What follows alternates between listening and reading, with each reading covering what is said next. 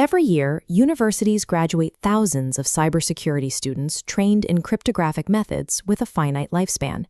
These students are entering a workforce where the security of digital infrastructure relies on mathematics that will likely be compromised within the decade.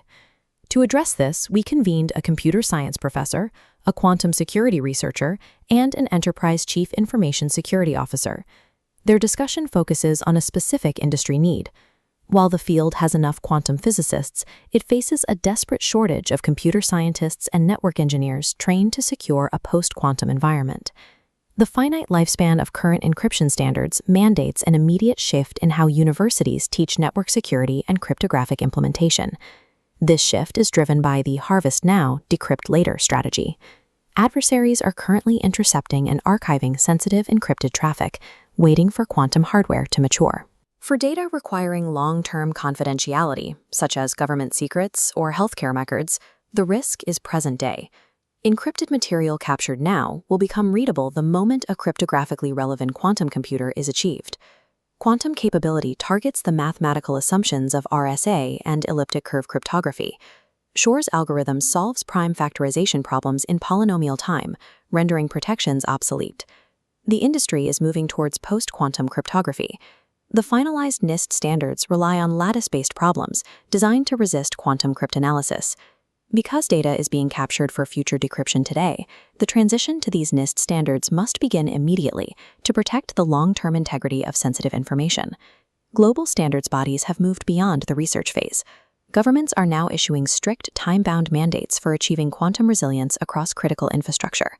This movement accelerated in 2024 when NIST finalized the first 3 post-quantum standards, turning PQC from a research interest into an official federal requirement.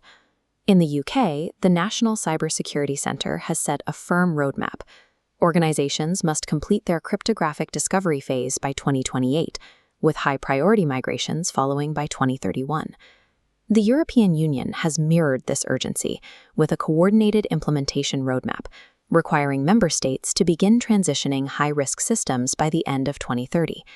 These synchronized global deadlines have created a sudden massive demand for specialized security professionals, yet the labor market remains entirely unprepared for the sheer volume of complex architectural work that this migration will require.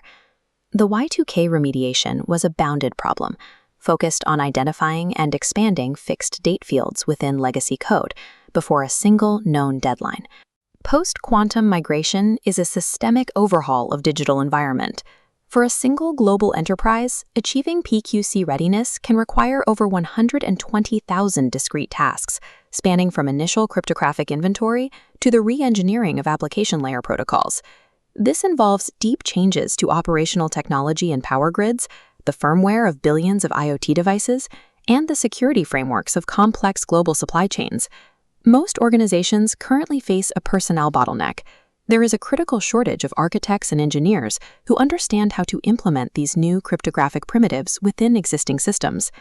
Given the 120,000 task burden and the breadth of systems impacted, this transition represents a larger technical and organizational challenge than the move to the cloud or the shift to zero-trust architecture. The complexity of the migration becomes clear when you look at the hidden layers of a single 5G network. A single phone call triggers hundreds of distinct cryptographic operations, from subscriber authentication to TLS sessions and IPsec tunnels, relying on quantum-vulnerable algorithms. Modernizing this infrastructure requires a hybrid approach, running new post-quantum techniques in parallel with legacy cryptography to maintain backward compatibility. Executing this without systemic failure requires applied engineering expertise and a deep understanding of how cryptography is woven into software dependencies and hardware trust anchors. Current cybersecurity curricula often focus on static encryption models that are becoming obsolete, graduating students without the skills to manage a cryptographic migration. Universities must evolve their focus. The priority is no longer teaching theoretical physics of quantum systems, but rather the applied implementation of PQC for network security and software development. The essential skill for the next decade is crypto agility, the architectural capability to rapidly identify, swap, and update cryptographic protocols across an entire enterprise as new threats emerge. This includes teaching students how to develop a cryptographic bill of materials, or CBOM, so they can map every encryption point and vendor dependency within a digital ecosystem. Academia must move toward teaching dynamic, agile systems that are designed to survive the transition to a post-quantum world. Our panel's final consensus is that quantum security has matured into a fundamental requirement for cybersecurity. The goal for higher education is to ensure that the next generation of technology professionals understands the structural changes required to maintain digital trust in the quantum era. University faculty should begin integrating these post-quantum concepts into existing network security and systems architecture courses immediately. While universities do not need to cover every detail of quantum computing today, they can no longer teach security as if these systems don't exist. Preparing for the future starts with awareness. The security of the global digital infrastructure will be determined by the curriculum decisions made in university classrooms right now.